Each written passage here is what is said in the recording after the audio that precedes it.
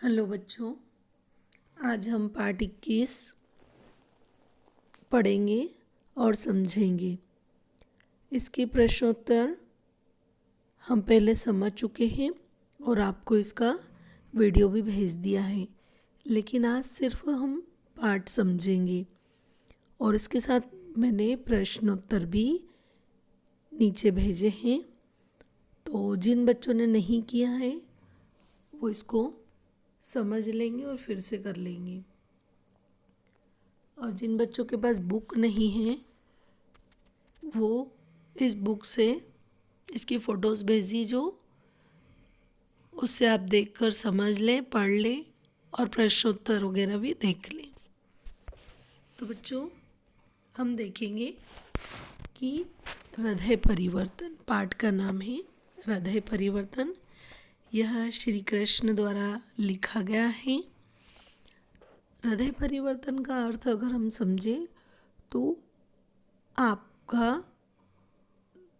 मन या दिल, आप किस तरह से किसी का मन या दिल बदल सकते हैं अपने बातों से या अपने व्यवहार से। तो इसमें कुछ डाकू और एक छोटे बालक और कुछ सेठ लोगों की कहानी हमें बताई गई है। वो छोटा बालक जो अपनी सत्यता से, अपनी बातों से किस तरह से उन डाकुओं का हृदय बदल देते हैं और उनको सही रास्ते पर चलने के लिए मजबूर कर देता है, इस पूरी कहानी में ये बताया गया है। तो आओ बेटा, हम लोग इसको पढ़ते हैं। सबसे पहले एक नाटक के रूप में दर्शाया गया है। तो प्रथम दृश्य मतलब पहला सीन बताते हैं। एक साधारण अवस्था के घर का कमरा है, चारों ओर गरीबी का राज्य है। पर्दा उठने पर एक 9-10 साल का लड़का जिसका नाम अब्दुल कादिर है नज़र आता है, मतलब दिखाई देता है। अब्दुल कादिर पुकार कर कहता है, जल्दी करो मम्मी, अम्मी, जल्दी करो अम्मी, देर हो रही है। वे लोग बस मुझे बुलाने आते ही होंगे। यहाँ पर उसने अम्मी इसलिए कहा कि ये वो मुस्लिम कास्ट का है, इसलिए उस मम्मी को अम्मी बोलते हैं।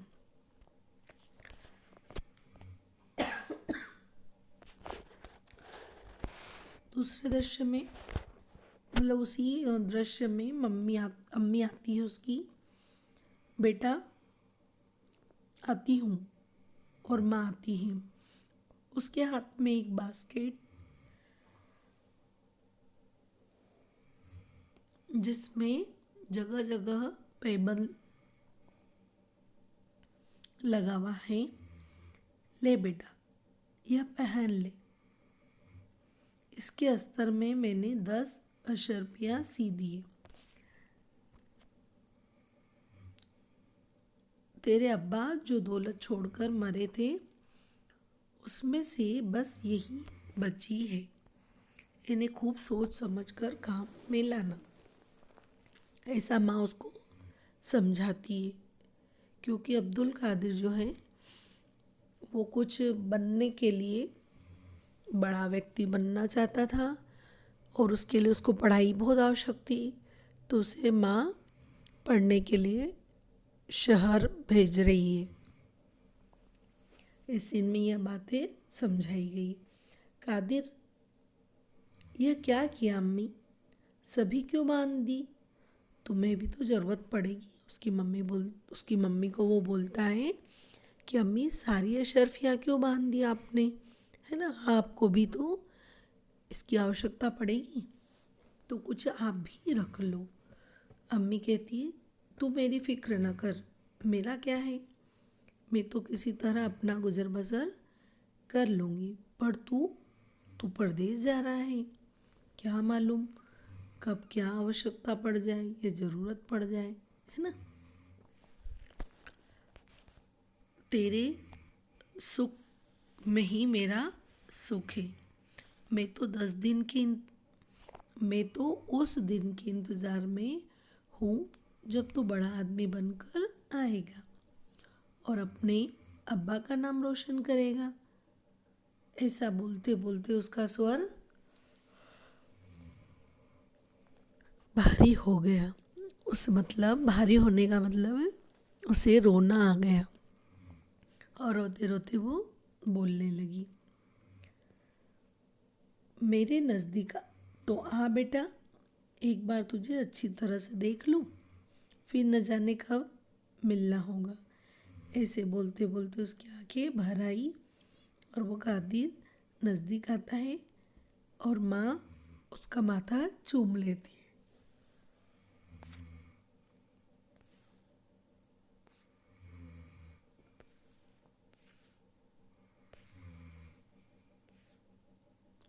फिर कादिर, अम्मी तुम रोती क्यों हो?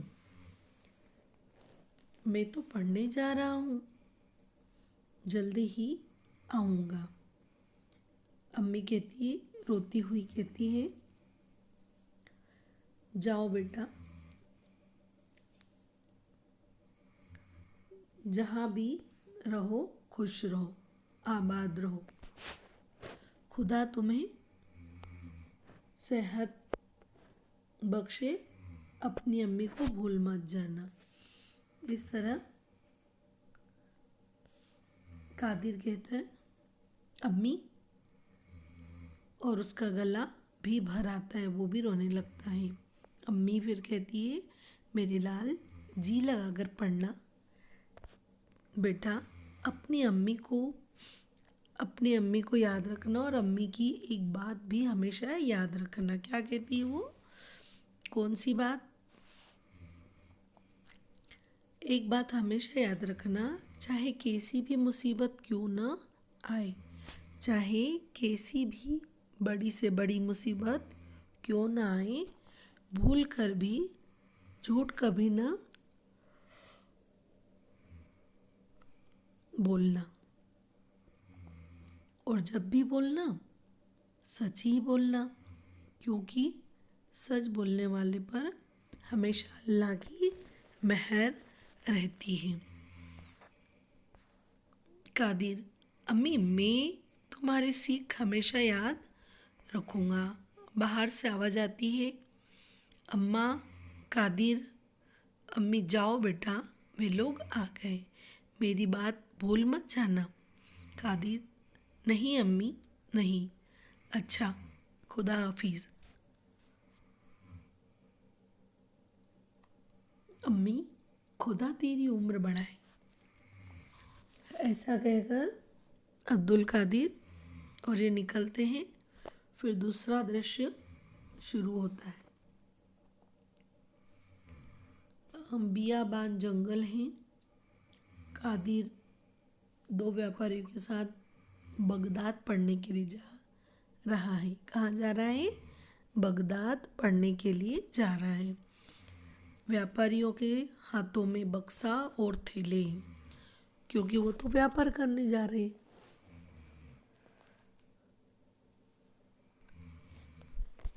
अब आगे एक व्यापारी कहता है, क्यों भाई, हम चल तो रहे हैं, मगर सुनते हैं कि इस रास्ते पर डाकू हैं। क्या कहता है कि हम चल तो रहे हैं, पर सुना है इस रास्ते पर डाकू है। दूसरा व्यापारी कुछ घबराया और घबराते हुए सर में उसने कहा, डाकू? कादिर, अरे आप डरती क्यों हो? वो छोटा सा नन्हा बालक उन दोनों बड़े व्यापारियों को देखो समझा रहा है। अरे आप डरती क्यों हो? मेरी अम्मी कहती थी कि हम पर खुदा का साया है। क्या कहती है मेरी अम्मी? कि हम सभी पर खुदा का साया है, तो डाकू हमारा कुछ नहीं बिगाड़ सकते। तो पहला व्यापारी उसको कहता है, चुप रहा, तेरे पास क्या रोकड़ी है? क्या कहते हैं, तेरे पास कौन से रुपए पैसे हैं? जो फिक्र तो हमें है ना, क्योंकि हमारे पास सब कुछ है।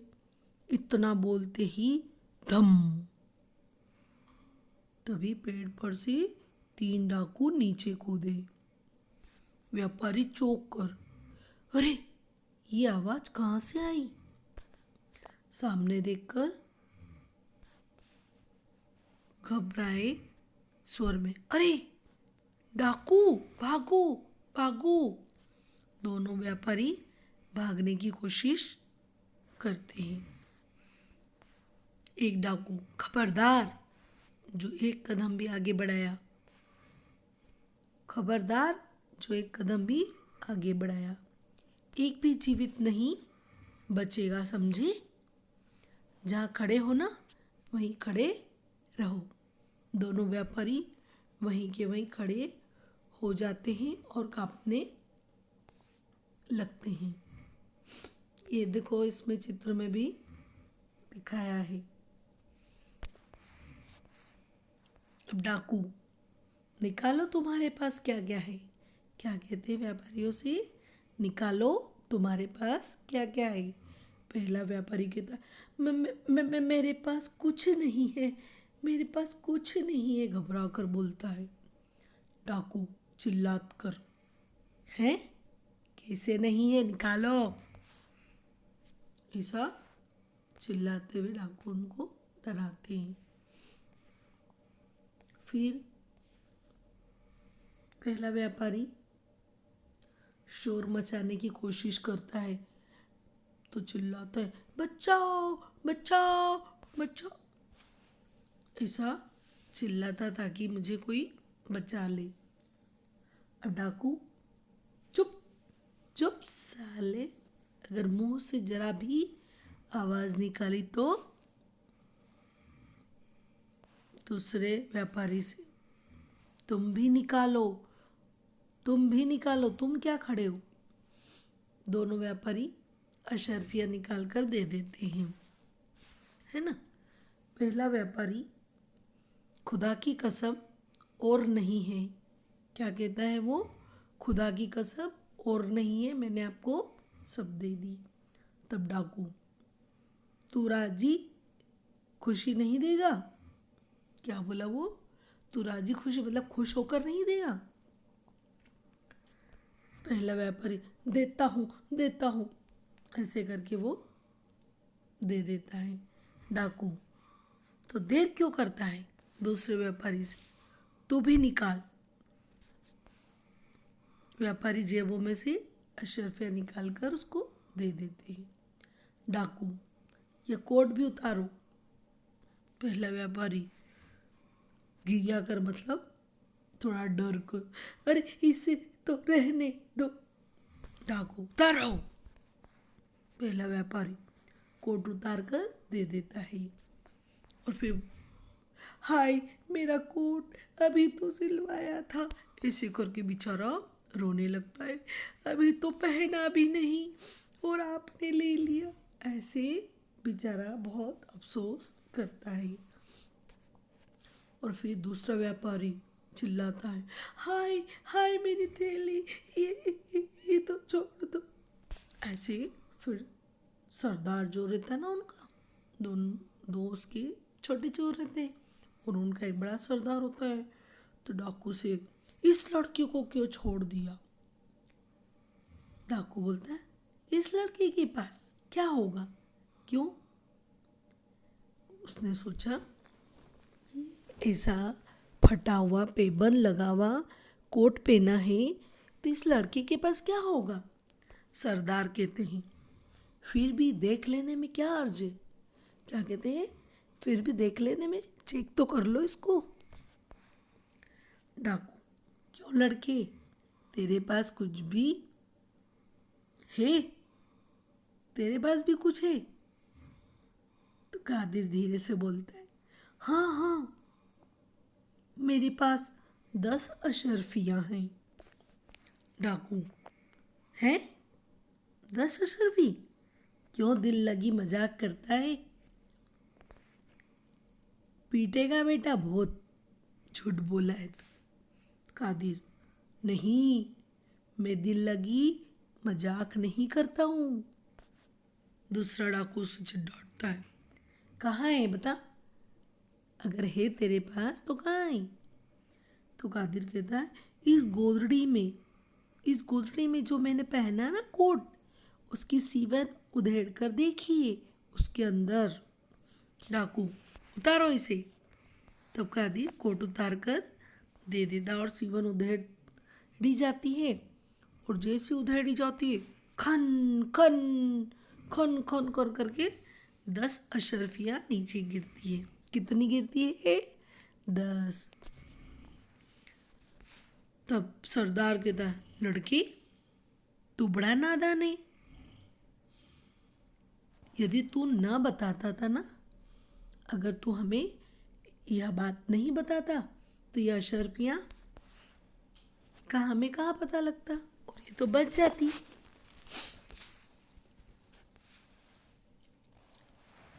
तो कादिर कहता है, मेरी अम्मी ने कहा था चाहे जो भी मुसीबत आए सच ही बोलना, और सच बोलने वालों पर अल्लाह की मेहर रहती है। फिर मैं भला क्यों झूठ बोलूं? और मैं क्यों बोलता, क्यों शर्फी छिपाता? डाकू एक दूसरे की ओर बड़े आश्चर्य से देख रहे, कैसा बच्चा है। और उसे आश्चर्य देखते सरदार की आंखों में एकदम आंसू आ गए। क्यों आ गए? कि इस बच्चे ने ये बात, कितनी बड़ी बात बोल दी। तब सरदार आगे बढ़कर कादिर को गोदी में उठा लेता है और अपने साथी डाकू से कहता है, भाइयों, ये लड़का आज से हमारा गुरु है। यह छोटा बच्चा अपनी माँ की आज्ञा का पालन करने में ऐसा सावधान है, इतना छोटा हो कि अपनी माँ की बात इतनी मानता है और उस अल्लाह पर इतना विश्वास करता है। और एक हम बूढ़े होने आए हैं, लेकिन अब तक उस मालिक की आज्ञा का पालन नहीं करते जिसने हमको जन्म दिया है। हम उसकी बात को नहीं मानते कि सदैव सच्चे बोलना चाहिए, मेहनत से कार्य करना चाहिए, है ना, किसी के साथ गलत कार्य नहीं करना चाहिए। सब उस अल्लाह के बनाए बंदे हैं, हमें एक दूसरे का ध्यान रखना चाहिए, रक्षा करना चाहिए। और हम अपने ही व्यक्तियों को लूट रहे हैं जिसने हमें दुनिया में भेजा। सचमुच हमारे लिए बड़े शर्म की बात है। आओ आओ, आज से हम यह नीच और खराब काम छोड़ दें और हमेशा सच बोलने की आदत डालें, है ना। फिर वह व्यापारियों के पास आते हैं और बुलाते हैं, आओ भाइयों, हमारा अपराध माफ़ कर दो। डाकू लोग माफ़ी मांग रहे हैं। सोचो, उस छोटे से बच्चे की बात सुनकर उनको इतना अच्छा लगा कि वो सभी से माफ़ी मांग रहे हैं और कहते हैं, सब अपना अपना माल संभालो और जहाँ जाना चाहो खुशी से जाओ। और सबने उनको माल लौटा दिया। अब असमत जो था, लो भाइयों, अपना अपना माल पहचान लो।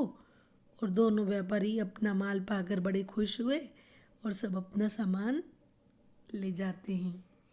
इस तरह से बेटा, इस कहानी से हमें यह शिक्षा मिलती है कि बड़ा हो या छोटा, अच्छी बातें और ईश्वर पर और अपनी माँ बाप का विश्वास बड़े काम का है। और अगर हम उन पे विश्वास रखते हैं तो बड़े से बड़े, खराब से खराब व्यक्ति को भी झुका सकते हैं। अब हम इसके शब्दार्थ देख लेंगे बेटा। बास्केट, सदरी, पहनने वाला एक रुई से भरा हुआ कोट। फिर पैबंद, छोटे छोटे टुकड़े जहाँ पे फट जाते हैं ना, वहाँ पे लगाए जाते हैं, जिसे थेगले भी कहते हैं, है है ना, वो टुकड़े। अशर्फी मतलब सोने के पैसे या सोने के सिक्के। गुजर बसर मतलब खाने पीने का जो साधन व्यवस्था है, राशन है। रोशन मतलब प्रकाशित। और सेहत मतलब स्वास्थ्य। तंदुरुस्ती मतलब स्वास्थ्य सेहत, है ना। फिर मेहर मतलब कृपा। आशीर्वाद। बियाबान मतलब सुनसान। साया मतलब छाया परछाई। राजी खुशी मतलब इच्छा से। और घिघियाना अटक अटक कर बोलना। दिल लगी परिहास मजाक उड़ाना, जो अपन किसी की मजाक उड़ाते हैं ना। गुदड़ी मतलब सिले हुए पुराने कपड़े से बनाया। सीवन सिलाई के अंदर। आश्चर्य मतलब अचरज होना, चकित होना। बगदाद मतलब इराक की एक राजधानी। परिवर्तन मतलब बदलना।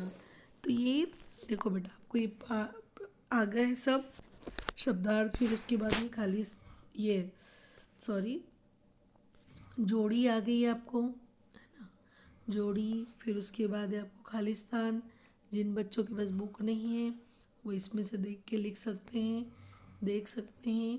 ये देखो, यहाँ पर मैंने आपको ये अति लघु के प्रश्न भी हैं।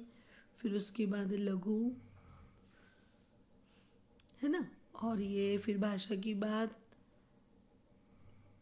ये जो आपको बुक में लिखा हुआ ये नहीं करना है, जो मैंने आपको कॉपी में भेजा है ना, कॉपी की वीडियो मैंने पहले भेजी है, उसमें से देख के सब समझना। ठीक है बेटा। अब देखो यहाँ पर आपको जब किसी स्वर रहित वर्ण के बाद स्वर र का प्रयोग करते तो पाई वाले वर्णों में र को, ये जो आड़ी लाइन करी है ना, चिन्ह के रूप में लगाकर लिखते हैं। अलग अलग चिन्ह होते हैं इनके। देखो ये क में हलंत है ना। धन का चिन्ह र, धन म, तो क आधा और र, तो क के पैर में नीचे र का रेफ लगा है, क्रम हो गया। उसी तरह ग में हलंत लगा है यानी आधा ग। र तो ग के पैर में र है और ह तो ग्रह, है ना। इस तरह ट वर्ग के वर्णों में इसे, ये जो नीचे देखो एरो है ना, इस तरह से चिन्ह लगाते र का। ड्रम, ड आधा, धन का चिन्ह र, धन का चिन्ह म, और देखो यहाँ ड्रम र के पैर में है ना। तो इस तरह से ये र की मात्राओं का प्रयोग किया जाता है। इधर भी यहाँ पे रेफ, ये देखो यहाँ पर क्या है, र का उच्चारण इस वर्ण के बाद होता है जिसमें, या ये चिन्ह ऊपर अपने समझा ही दिया हम लोगों ने। जब किसी वर्ण के पहले स्वर रहित र का प्रयोग होता है तब र को उस वर्ण के ऊपर चिन्ह लगाकर लिखते। जैसे द गर गर गर गर र आधार है ना। ग पूरा उच्चारण हो रहा है तो उसके बाद वाला जो वर्ण रहता है ना, जैसे म, ग के बाद म आया तो वो म में ऊपर रेफ लगेगा। शर शर शर आ रहा है तो र में हलंत जाएगा, यानी आधा पड़ रहा है र, तो वो म के ऊपर उसकी रेप जाएगी, यानी श के बाद जो भी अक्षर आएगा, है ना बेटा। इस तरह आपको नीचे ये कुछ शब्द दिए हैं, आपको उनमें लगाना और अभ्यास करना। ये सारा समास का नाम लिखना है। मैंने आपको इधर नीचे कॉपी में देखो दिए। जोड़ी, खालिस्तान, अति लघु प्रश्न, लघु प्रश्न, ये भाषा की बात। फिर उसके बाद है ये र वाले रकार और उसके बाद समास का नाम, तत्पुरुष, द्वंद्व, हृदय परिवर्तन, ये सब मैंने आपको उसमें समझाया था पहली जो वीडियो भेजी थी। अब इसको आप कर लेना बेटा। ओके बेटा, बाय।